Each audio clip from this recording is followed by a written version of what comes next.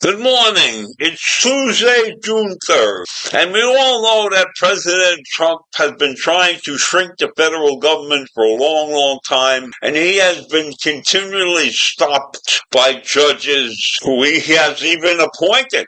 But they have put stops to his mass firing. So when last month a federal judge granted a temporary restraining order sought by federal employee unions and local governments and outside organizations to stop Donald Trump's rampant attempt and an unhinged attempt to fire all these employees.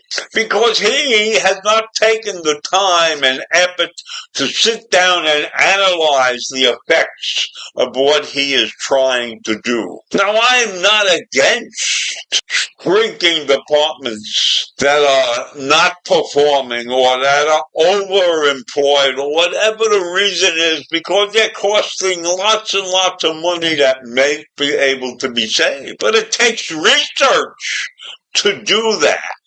And Trump's arbitrary jump into action is not the way it should be done.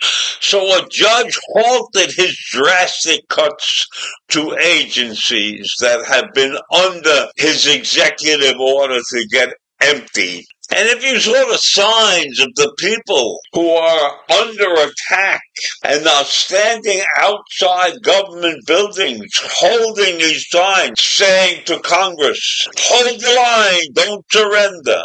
I am a proud veteran, dedicated government worker. I work for America.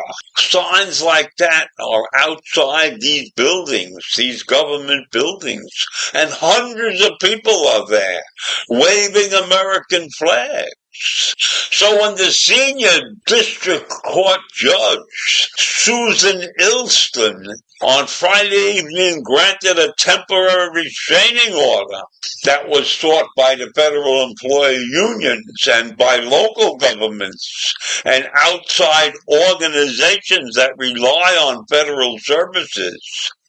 And they argued that the administration was acting outside the boundaries of the law. The judge's order, which will last for only 2 weeks, blocks the administration's approval and implementation of plans known as the agency RIF, reorganization plans, or AARPs, for conducting mass layoffs and for shrinking or eliminating entire components of an agency. And the judge said she's pausing any orders from the Department of Government Efficiency, known as DOGE, from cutting staffs in accordance with whatever the president wants, or any directions related to the president's office. So this young lady, or old woman, whatever you want to call her, who's an appointee of former President Bill Clinton, said at a hearing earlier in the day that presidents have authorities to make changes in the government. But when it comes to large-scale reorganizations, presidents must do so with the cooperation of Congress. Now, Trump's presidency in his mind is a kingship. He doesn't need any approval or anybody to help him with his decision. And I am sure that in his mind when he took office he was going to do these things, but he did not sit down. I'll bet you he hasn't written one word down or drawn one picture to describe his actions and how they were going to affect the government. If he even really knows how it truly will affect the government. So between him and Elon Musk, who was leading these rampant dismissals of employees, have largely worked in secret and refused to tell anybody how they were planning to get rid of these employees and what that would represent to the shape of this government at the end of time. So do we have a plan to lay off all these people without knowing exactly what it's going to look like at the end of the road? That's madness. That could set us back years and years and years. Yeah, it might save us some money, but it also will destroy much of the way our government functions, because you can't function without a proper staff.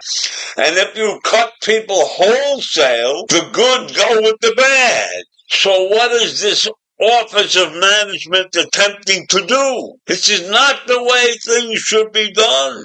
Presidents quite often have advisors. And I am sure that Trump has advisors too, but they are nothing but yes men. I am sure that he would fire anybody that disagrees with him, anybody that stands up to do something different than what he exactly wants to do. So we can't have a government thrown into disarray because one man decides we gotta cut everything. Is that what the people of this country voted for? I don't think so. But who knows how the people of this country vote? Who knows the research that any of them do? So I am so against this attack on the government employees and angry that we allow such things to go on without an uproar of some kind.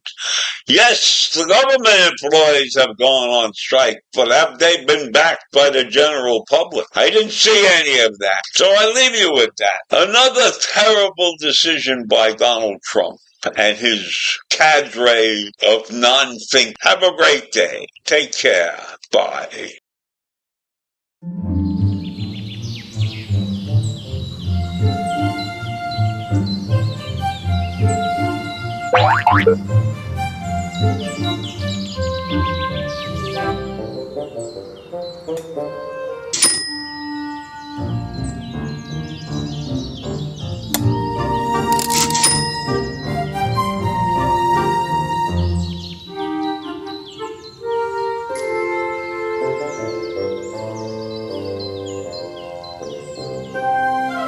Bye.